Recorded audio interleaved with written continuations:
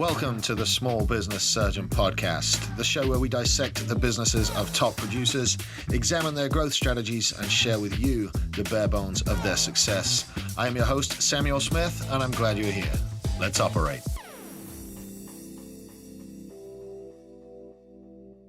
Hey guys, what's up? Welcome to this week's episode of Friday Fire on the Small Business Surgeon Podcast. I am Sam, the Small Business Surgeon himself. Thank you so much for tuning in.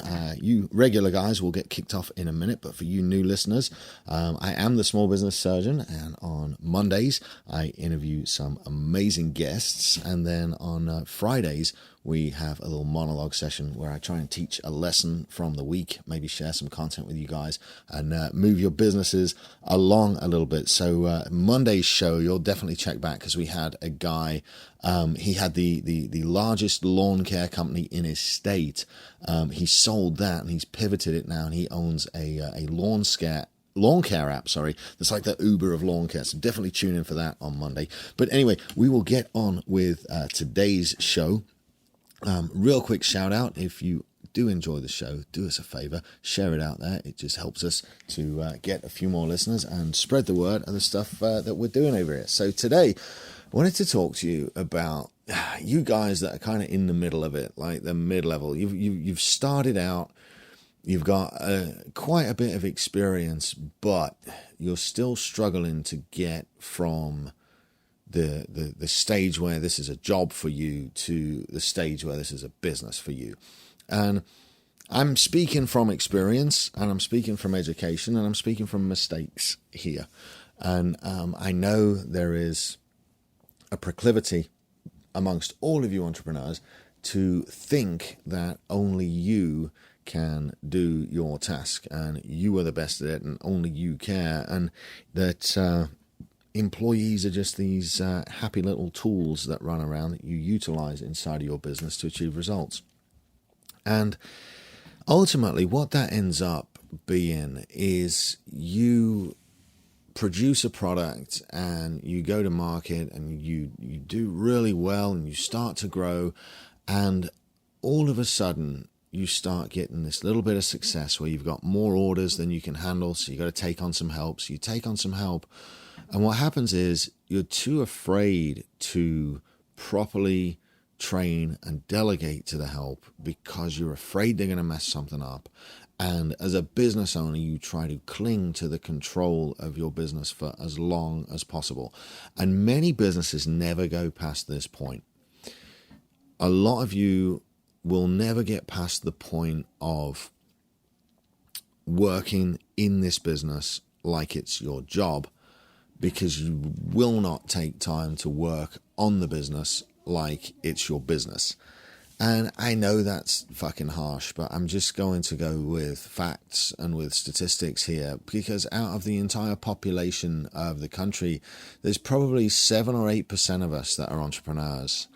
And then out of that 7 or 8%, fewer than 1% of the entrepreneurs actually make it out of the business and end up as business owners, as directors, and as investors.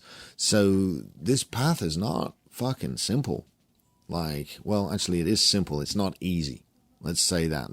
There's a whole bunch of simple steps that you have to stack up over and over and over, but it's not easy to be consistent and win in this game. And I'm only where I'm at because of the amount of failures that I've been through and been able to learn from. And, having employees is really fucking scary, first off. And I know we've already covered in previous episodes, putting your time into buckets and looking at yourself as a business owner as worth, $500 an hour. So let's hypothesize for a second here. Let's say hypothetically I'm worth $500 an hour, like some of you are, but you're still taking your own mail to the post office. You're still trying to enter stuff in QuickBooks. You're still running your own calendar and scheduling your own appointments.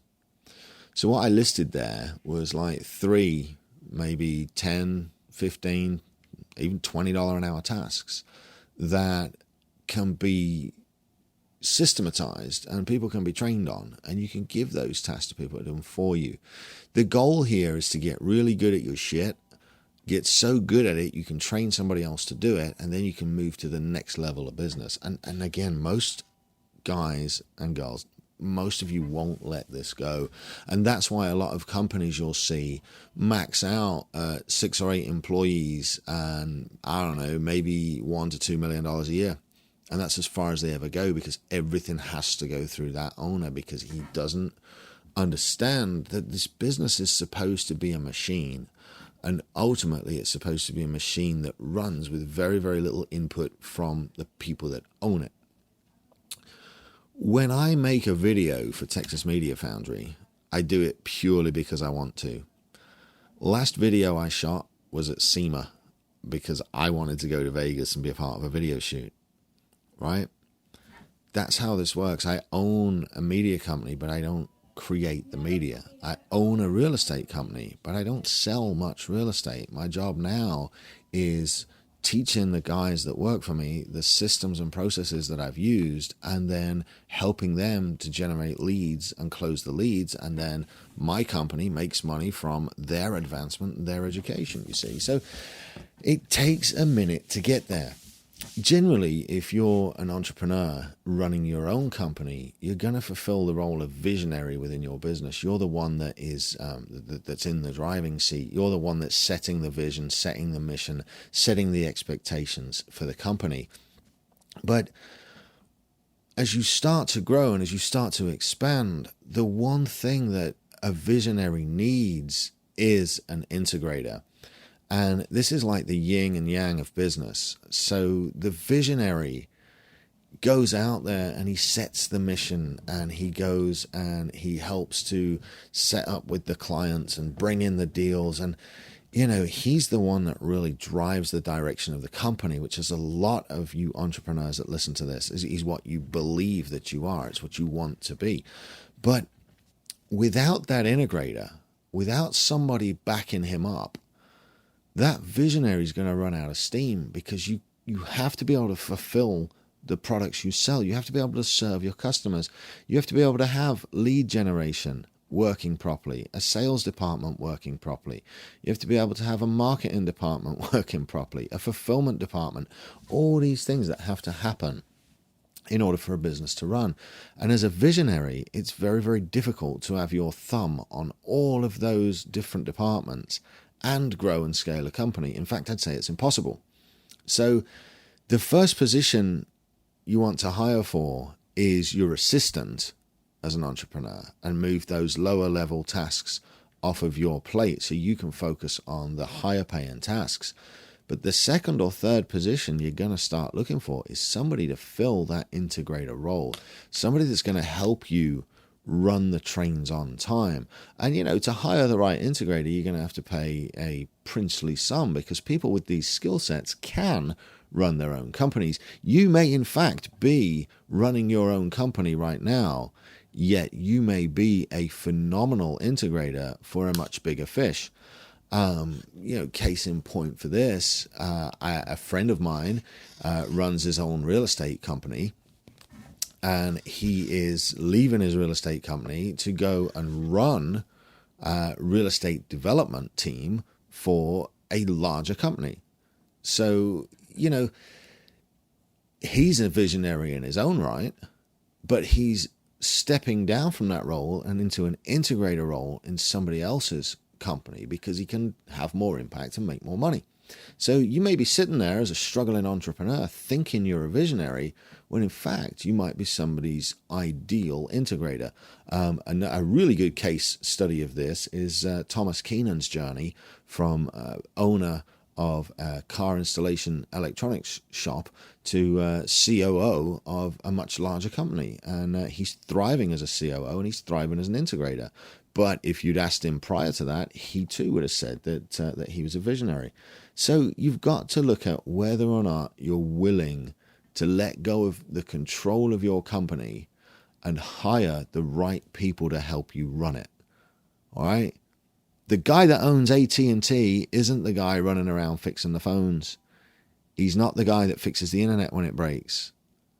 The guy that owns the bar isn't the guy that's cleaning the puke out of the toilets and shoveling off drunks at 2 a.m. You have to start working towards your skill set. So what you do, it's super simple. You develop the 3 Ds. Do it, document it, delegate it. There's the beginning. So you start with your most menial tasks. How does this task work? How do I deliver this to the client? Can this be documented and can it be delegated? And 80% of your tasks right now that are on your plate right now as an entrepreneur, 80% of your tasks bring you 20% of your profits. 20% of your tasks bring you 80% of your profits. You should be focusing on the 20% of your tasks that bring you 80% of your profits. And the other 80% of the tasks you have to do, you need to get them off your plate. They still need to be done. Like, yeah, running stuff to the post office needs to be done. Dropping deposits at the bank needs to be done. You know, fucking scheduling needs to be done. The calendar needs to be done. Like, social media posts need to be made. Images need to be edited. There's all kinds of, you know, lower skill set stuff that, whilst not bashing those skill sets, those guys have talented skill sets. They're just in the practical application of what your business delivers. They're not so much in the running of your business and the operating of your business. Because right now, those skill sets are all still in your head. You haven't taught it to them. So by doing a process and during the process, documenting the process, you're then able to delegate the process at the end of it. And this is how you build out your organization. It's that simple. Because right now, either you're responsible for everything or you've got 1, 2, 3, 4 employees and they're all responsible for bits and pieces. But you can't go any further because you're the bottleneck that's stopping the fucking growth of the company. If you build your organizational chart right now, you'll find that if you want to build an 8-figure revenue company or a 9-figure revenue company, it's all the same math. It's just scaled. So let's say an 8-figure revenue company has 20 positions in it. By building out the organizational chart, you know where you are currently and you know where you want to go. And look at what seats that your personnel are sitting in. Look at where they're sitting in your organizational chart. And if they're not really passionate about that, or if they're not really great at that, it's your duty as a leader to help them move into the positions that they're great at. And then we go find somebody else that's great for the right position. Because putting the right employees in the right positions, it helps to give them the motivation to work hard there and move up on the career path that they want. Whereas, you know, when you just hire anybody and plug them in a hole, you don't really know if they're the right fit for the seat on the bus. And so it's very important that you build your core values initially within yourself and then within your leadership team, and then you permeate those core values through your business. Because by hiring on core values and by training on core values, like, I can literally teach you any skill set that is involved with the running of any of my companies. I can sit you down, I can break it down, I can teach it to you step by step, and I can mentor you through it. But I cannot, fundamentally alter your core values, which means that you won't be able to fundamentally alter your employees' core values and who they really are. So that's why establishing those up front and hiring based on those, you see, if the core values are there, we can train a monkey to climb a tree. It's not a big problem. But if the core values aren't there, then again, it's really going to hinder you keeping those right employees and developing them. So, man, there's so many good lessons in this, and there's so many different areas of depth that I could go into here. I'm just trying to summarize everything up in a 15-minute podcast. So you build your core values, right?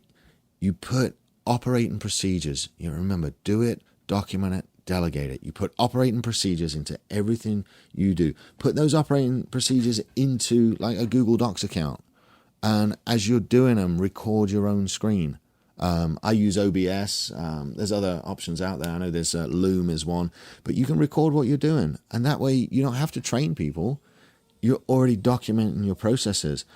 And really, the only way you're going to scale is through people. And guys, before I get off here today, I want you to remember that it's talent that wins championships. It's teamwork that wins championships. And it's a really strong head coach pouring into his team, helping them build their talent and trusting that team to come together on the field while he advises from the sidelines. That wins fucking championships. So don't be afraid. Do it, document it, delegate it, and watch what happens. All right, that's it from me. I'm going to wrap it up. You'll have a banging weekend, and really tune in Monday. We have got one of the greatest success stories of the lawn care business coming to share with you guys on the podcast. So super looking forward to that episode airing and you guys grabbing a bunch of knowledge out of it. All right, be good, stay safe, and have a great weekend. I'll see you on Monday. This has been the Small Business Surgeon Podcast. If you've made it this far, you clearly like it. So go on iTunes and leave us a 5-star review. This helps people find the show and spread the good word. Share with friends and follow us at Small Business Surgeon on Facebook and Instagram. Thanks for tuning in, and we'll see you for your follow-up next week. The Small Business Surgeon was recorded at Texas Media Foundry in historic downtown Bryan, Texas. Check them out at txfoundry.com or on social media at txfoundry. Thanks for tuning in.